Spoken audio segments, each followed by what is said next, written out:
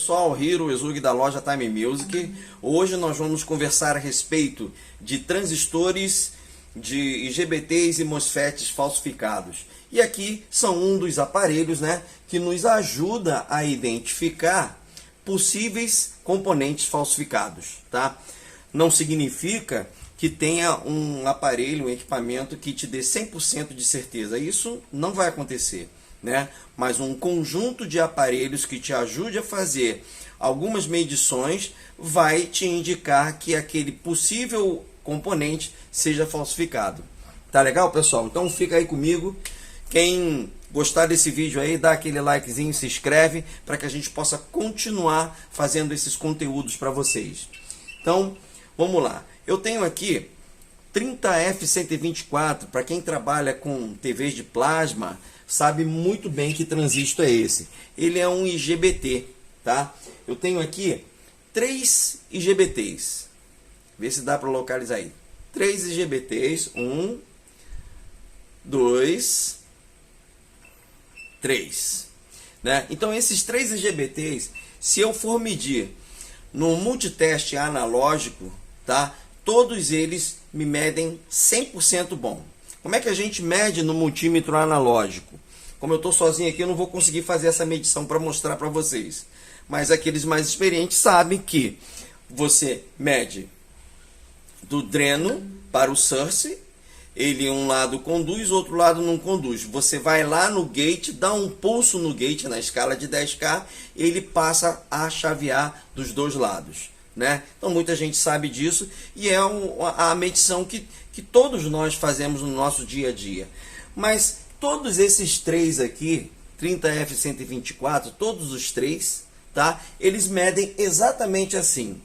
Aí você vai, coloca no aparelho e de repente não funciona, ou ele funciona por um tempo e depois dá defeito. E sabe que TVs de plasma, então, se tiver qualquer coisa errada, ela sai queimando aquele monte de transistor, não é verdade? Então nós temos aqui o que? Nós temos esse T7, tá? Muita gente já tem, ele já é bem conhecido e ele ajuda bastante. Vou colocar aqui um 30F124, tá? Ele é um IGBT. Vamos ver qual é a medição que esse aparelho vai nos trazer aqui agora. Deixa eu colocar aqui para posicionar. Ele está aqui. Vamos ver qual foi a medição que ele... Olha só, gente. Ele está medindo um capacitor. E o interessante é que se você pegar e medir ele no multiteste, ele mede normalmente. Mas, nitidamente, é um IGBT falsificado. E a gente só conseguiu localizar nesse aparelho, perfeito? Então vamos medir aqui um outro IGBT 30F124. Vamos ver o que ele vai dar aqui. Olha só, ele é um IGBT, não é verdade? Mas olha só o que ele está dando. Ele está dando ali um MOSFET, pessoal. Então o que vai acontecer? Esse IGBT 30F124, ele não possui o diodo interno. Então aqui nos mostra, nos ajuda também que esse é um IGBT falsificado, né? Vamos colocar um outro aqui agora, para a gente ver qual vai ser a medição que ele vai nos dar. Vamos lá. Perfeito. Esse aqui, acreditamos que ele seja o verdadeiro, o original, não é verdade? Mas o que acontece? Esse aqui, entre os 3, a princípio, parece ser um IGBT original. O próximo passo é nós fazermos o seguinte, é nós virmos para esse aparelho aqui. Esse aparelho aqui é um DY294. O que acontece? Qual é a função dele? Além dele medir capacitores, ele também consegue medir a tensão máxima que o transistor suporta. Esse IGBT, por exemplo, ele é tensão de coletora de 300 volts. Então, o que nós teríamos que fazer? Nós teríamos que colocar ele aqui, ligar ele. Eu, infelizmente, não vou poder fazer esse teste aqui para vocês, porque esse aparelho acabou me dando problema no display hoje, né? Eu já estava preparando esse conteúdo para vocês e não vou perder o dia, né? Então, o que acontece? Ele aqui, sendo verdadeiro, ele consegue medir qual é a tensão máxima que suporta na tensão de coletor. Ele gera uma alta tensão interna e te diria aqui que ele teria aí seus 300, 400 volts, porque ele é um IGBT até 300 volts. Mas como é que a gente sabe se ele é falsificado? Simplesmente quando você fosse medir ele e fosse medir a tensão máxima de coletor dele, ele não te daria os 300, ele te daria uns 200 volts, 100 volts, indicando assim que é um IGBT falsificado. Então, são os equipamentos, né, que você vai juntando, uma série de equipamentos que você junta para que você possa, ao menos, poder identificar um suposto componente falsificado. Uma outra dica interessante também, olha só, isso aqui é um transistor muito conhecido, é um transistor de potência, né? O que acontece? Eles não podem ser imantados, mas olha só, isso aqui é um ímã, ó. Isso é um indício também de componente falsificado.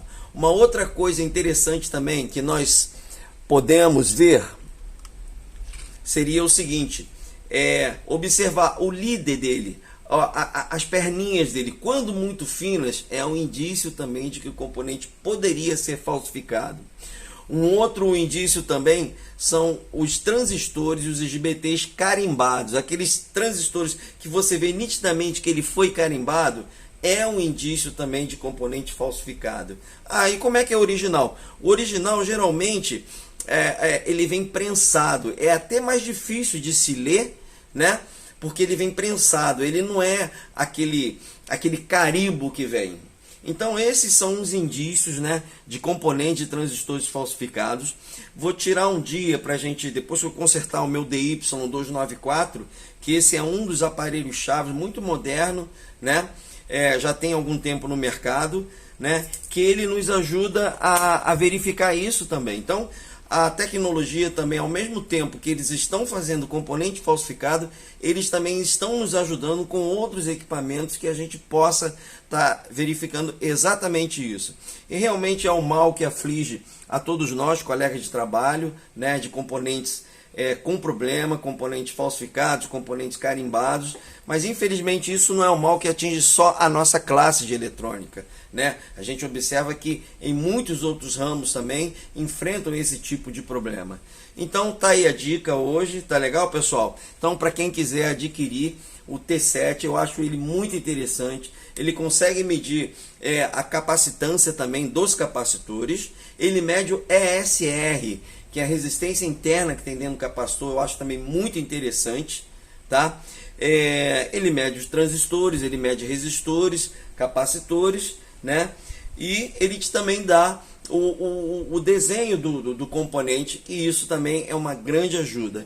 E, voltando aqui, o DY294, infelizmente, ele não está funcionando hoje, né? Não sei o que houve, que o display dele apagou, mas a grande sacada dele é que ele mede a tensão máxima suportada de um transistor. Por exemplo, para quem trabalha com plasma, o 63K2, o IRF71C28, 30J127, todos eles são na faixa de 600 volts. Se você colocar um desses componentes aqui, que a tensão máxima de coletor é de 600 volts, e ele acusar 400, é um indício de componente falsificado.